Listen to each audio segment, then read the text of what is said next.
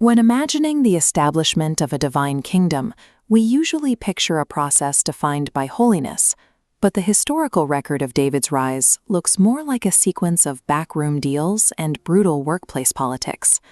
At this point in 2 Samuel, the nation is split by civil war. While David has established a stronghold in Hebron, the surrounding tribes remain divided and hostile, held together by old loyalties and new fears. The biblical text refuses to sanitize its heroes.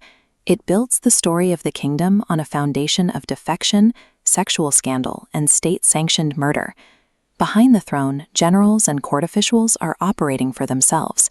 They treat the survival of the nation as a secondary concern to their own careers. This creates a tension. When every player on the field is driven by self-interest, we have to ask if God is still directing the outcome, or if the story has descended into pure chaos. Look at this from the ground level, starting with Abner, the commander of the opposing northern army. When he decides to defect to David, it isn't because he's had a change of heart. He switches sides because a puppet king dared to question his conduct with a royal concubine. His pride is bruised, so he turns the fate of the northern tribes into a bargaining chip, trading the loyalty of an entire people for his own political safety. Then there is Joab, David's general. Joab sees Abner's defection as a threat to his own rank and an opportunity to settle a blood feud for a brother Abner killed in battle. Joab meets Abner at the city gates under the pretense of a private talk. He slips a dagger from his cloak and murders the rival commander, acting without David's knowledge or permission. David is left managing a precarious unification. His new coalition is now tainted by a murder committed by his own right-hand man. This leads to a moment of startling honesty. David admits that although he is the anointed king, he is powerless to rein in the violent men leading his military. From this perspective, human depravity has won. The schemes of selfish men have successfully dictated the direction of the kingdom. But if we pull back from the ground-level view, a different pattern emerges. What looks like a breakdown of order is actually the silent movement of a plan that uses those very betrayals as its machinery. Abner's selfish defection was the specific trigger causing the hostile northern tribes to break away and snap into place around David. And Joab's murder of Abner meant the one leader capable of fracturing this union was removed, locking David's control into place. David's lack of military power over Joab forced him to use a different tool. He chose to publicly mourn Abner, tearing his clothes and weeping before the people. That act of sincere grief did more than any execution could.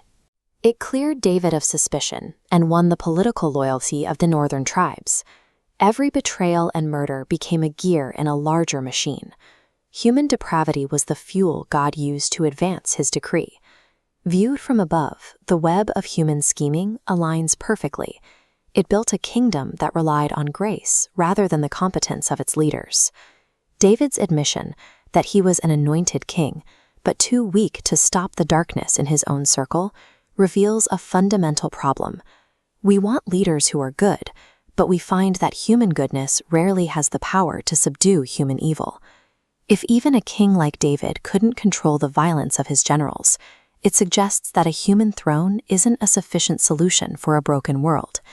This gap in David's reign points toward a king whose authority isn't limited by the people around him. It requires a ruler who doesn't just mourn evil, but possesses the inherent power to heal it. David's weakness wasn't a failure of the story. It was a demonstration that we need a divine king, Jesus Christ, to do what no human ruler, however righteous, can manage. You can see these same dynamics in your own life: the workplace backstabbing, the unfairness, or the malicious rumors that feel out of your control. The instinct is to act like Joab. We want to take matters into our own hands and use our own strength to force the outcome we think is fair. But David shows us a different path. By choosing restraint and leaving judgment to God, you can navigate a hostile environment without losing your integrity. The malicious plans of others are small compared to the sovereignty of a God who can use those very plans to fulfill his purpose. You can let go of the need for personal revenge.